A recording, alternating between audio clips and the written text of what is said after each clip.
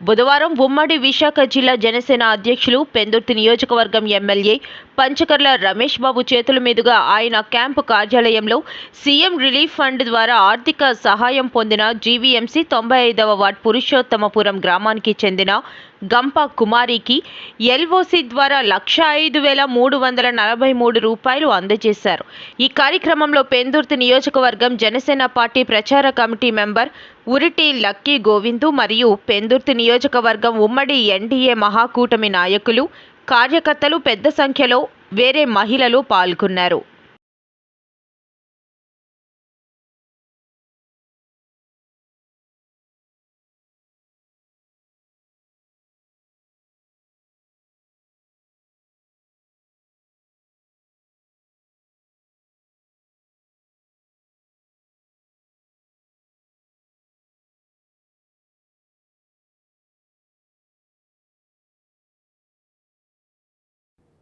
ఎలక్షన్లు అయిపోయాయి.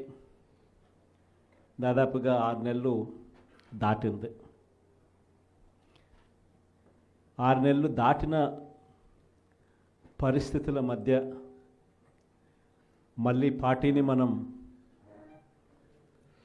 సమాయత్తం చేసే దిశగా అడుగులు వేస్తూ ఈరోజు అందరం కూడా ఇక్కడ కలుస్తా ఉన్నాం. ప్రజలందరూ కూడా ఈరోజు నిలదీసే పరిస్థితిలోకి ప్రజలంతా వస్తూ ఉన్నారు. ఏమైనా 15,000 అని చెప్పి చిన్నపిల్లలు అడుగుతూ ఉన్నారు. ఏమైనా 18,000 అని చెప్పి వాళ్ళ అమ్మలు అడుగుతూ ఉన్నారు. ఏమైనా 48,000 అని చెప్పి ఆ అమ్మమ్మలు అడుగుతూ ఉన్నారు. ఏమైంది 36,000 అని చెప్పి చిన్నపిల్లలు ఉద్యోగం కోసం ఎదుగుతూ ఉన్న పిల్లలు అడుగుతూ ఉన్నారు. ఏమైంది 20,000 అని చెప్పి రైతన్నలు అడుగుతూ ఉన్నారు. వీళ్ళకి ఎవ్వరికీ కూడా చంద్రబాబు నాయుడు అనే వ్యక్తి, వాళ్ళ పార్టీకి సంబంధించిన క్యాడర్ సమాధానం చెప్పలేని పరిస్థితిలో వాళ్ళ పార్టీ, వాళ్ళ పెద్దలు అందరూ కూడా ఏం చేస్తూ ఉన్నారు? Diversion politics. ప్రతిరోజు ప్రతి నెల ఒక టాపిక్ తీసుకొస్తారు. ఏదో ఒక టాపిక్ తీసుకొచ్చి గోబల్స్ ప్రచారంలో భాగంగా ప్రతి ఒక్కడు దాన్ని అందుకుంటారు. ఓసారి తిరుపతి లడ్డు అంటారు, ఇంకొకసారి జూన్లో ఋషికొండ భవనాలు అన్నారు, జూలైలో శ్వేతపత్రాలు మదనపల్లి ఫైల్స్ అన్నారు, ఆగస్టులో ముంబై నటి నా పేరేం పేరు కాదాంబరి అన్నాడు, సెప్టెంబర్లో ప్రకాశం బ్యారేజీని బోట్లతో ఢీకొట్టి గేట్లను పడగొట్టాలని చెప్పి మనం ప్లాన్ చేసినామని అంటాడు. అక్టోబర్లో సరే ఇంకా ఎట్టాగ మీరు అంతా చూశారు, నా కుటుంబాన్ని తీసుకొచ్చినాడు. నవంబర్కి వచ్చేసరికి బడ్జెట్పై దృష్టి మళ్లించడానికి 14 లక్షల కోట్ల అప్పులు అని చెప్పి, డిసెంబర్లోకి వచ్చేసరికి ఇప్పుడు కొత్తగా మీరు అంతా మనం చూస్తూ ఉన్నాం, రేషన్ బియ్యం అంటానండి. ఇప్పుడు కొత్తగా కనిపిస్తూ ఉందా రేషన్ బియ్యం అని చెప్పి. ఇప్పుడు నాకు నిజంగా ఆశ్చర్యం అనిపిస్తుంది ఆ రేషన్ బియ్యం కథలీలు చెప్తా ఉన్నప్పుడు. ప్రభుత్వంలో ఎవరున్నారు అని, ప్రభుత్వంలో మనం ఉన్నామా, ప్రభుత్వంలో వాళ్ళు ఉన్నారా అని నాకు అర్థం కాల. 7 నెలలు అయిపోయింది, దాదాపుగా 6.5 నెల అయిపోయింది వాళ్ళ ప్రభుత్వం వచ్చి. 6.5 నెల 7 నెలలు అవుతూ ఉంది వాళ్ళ ప్రభుత్వం వచ్చింది. ఎమ్మెల్యేలు వాళ్ళు, మంత్రులు వాళ్ళు, కలెక్టర్లు వాళ్ళు, జాయింట్ కలెక్టర్లు వాళ్ళు, పోలీసులు వాళ్ళు, ఎంఆర్ఓలు వాళ్ళ అధికారులే, చెక్ పోస్టులు వాళ్ళవి, అన్నీ వాళ్ళవే. ఇవన్నీ దాటుకొని మళ్ళీ పోర్టుకు వచ్చింతే పోర్టులో కస్టమ్స్ అధికారులు, పోర్టులో సిఐఎస్ఎఫ్ పోలీసులు, ఇవన్నీ కూడా వీళ్ళు పొత్తులో ఉన్న కేంద్ర ప్రభుత్వం మనుషులు. మరి ఇవన్నీ దాటుకొని ఏదైనా మెటీరియల్ బోటులోకి పోగలుగుతుందా? ఆశ్చర్యం ఏమిటంటే ఈయన పోయిన బోటు పక్కబోటే ఫైనాన్స్ మినిస్టర్, ప్రస్తుత ఫైనాన్స్ మినిస్టర్ పయ్యావుల కేసు వాళ్ళ సొంత వియ్యంకుడిది, శ్రీనివాసరావు గారిని సొంత వియ్యంకుడిది, పట్టాభి రైస్ ఎక్స్పోర్ట్స్. ఆయన ఎక్స్పోర్ట్ చేస్తున్నాడు పక్కన, అదే పోర్ట్లోనే పక్కన. అడిగిపోడు దీంట్లోకి వచ్చి మాట్లాడతాడు.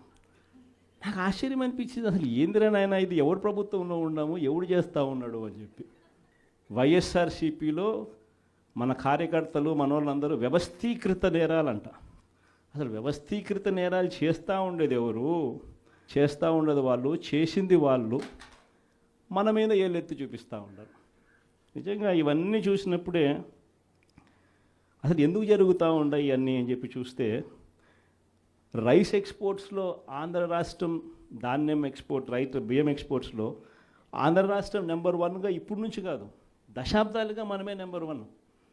తెలంగాణ నుంచి బియ్యం మన దగ్గరికే వస్తుంది, ఆంధ్ర నుంచి రైతులు పండించిన బియ్యాన్ని ఇక్కడ నుంచి ఎక్స్పోర్ట్ చేస్తారు. అదే తప్పేం కాదు, ఎప్పటి నుంచో దశాబ్దాలుగా జరుగుతూ ఉంది. ఆంధ్రాలో రైస్ ఎక్స్పోర్ట్స్ నెంబర్ 1. అందులో ఈ పయ్యావుల కేశవ వాళ్ళ వియంకుడు, ఈ పట్టాభి రైట్ ఎక్స్పోర్ట్, ఈయన ఆంధ్రాలో నెంబర్ 1. ఇది నిజంగా ఇది కొత్త ఏం కాదు. ఎందుకనంటే ఇది ఎప్పటి నుంచో జరుగుతూ ఉండేది. బియ్యం అనే రైతులు పండిస్తూ ఉన్నారు, రైతులకు గిట్టుబాటు ధర రావాలి, రైతులకు మంచి రేటు రావాలి అని అంటే ఎక్స్ట్రా పండించిందంతా రైతులు ఎక్స్పోర్ట్ చేసుకుంటూ ఉండే సాంప్రదాయం ఎప్పటి నుంచో జరుగుతూ ఉంది, జరుగుతూ ఉంది. అయితే దీన్ని ఎలా ట్విస్ట్ చేస్తూ ఉన్నారు అనేది ఇప్పుడు ఆశ్చర్యం. మన ప్రభుత్వంలో డీలర్ల వ్యవస్థను మనం పక్కన పెట్టి ఇంటి వద్దకే బియ్యం సప్లై కింద మనం MDUs తీసుకొచ్చి, మొబైల్ డిస్పెన్సింగ్ యూనిట్లను తీసుకొచ్చి ఇంటి వద్దకే బియ్యం సప్లై తీసుకుపోయినాం. మొట్టమొదటిసారిగా మనం బియ్యం క్వాలిటీని పెంచినాం, మధ్యస్థు సన్నకార బియ్యం ప్రమోట్ చేసినాం, ఇవ్వడం, స్వర్ణ బియ్యం వీని తీసుకొచ్చి సాటెక్స్ చేసి 800 కోట్ల సంవత్సరానికి అదనపుగా ఖర్చు పెట్టి బియ్యంలో నూకల శాతం తగ్గించి సాటెక్స్ చేసి ప్రజలకు మంచి బియ్యం, తినగలిగిన బియ్యం ఇస్తే వాళ్ళు ఎదురు అమ్ముకునే పరిస్థితి ఉండదు అని చెప్పి దానికి ఫుల్ స్టాప్ పెట్టే కార్యక్రమం చేసింది ఎప్పుడైనా జరిగింది అని అంటే అది ఒక్క వైఎస్ఆర్సీపీ ప్రభుత్వ హయాంలోనే జరిగింది. ఈరోజు వీళ్ళు ఏం చేస్తూ ఉంటారు? ఈరోజు ఒక పద్ధతి ప్రకారం ఫస్ట్ ఇంటి వద్దకే బియ్యం ఆపేసినారు. వాళ్ళకి ఇచ్చే బియ్యం ఇంతకుముందు మనం సాటెక్స్ చేసి మంచి క్వాలిటీ బియ్యం మనం ఇస్తూ ఉంటే, మధ్యస్థు సన్నకార బియ్యం సాటెక్స్ చేసి మనం ఇస్తూ ఉంటే ఈరోజు లేదు, ఈరోజు నిర్వీర్యం చేశారు. చేసి వీళ్ళు ఇవన్నీ చేస్తూ ఉండి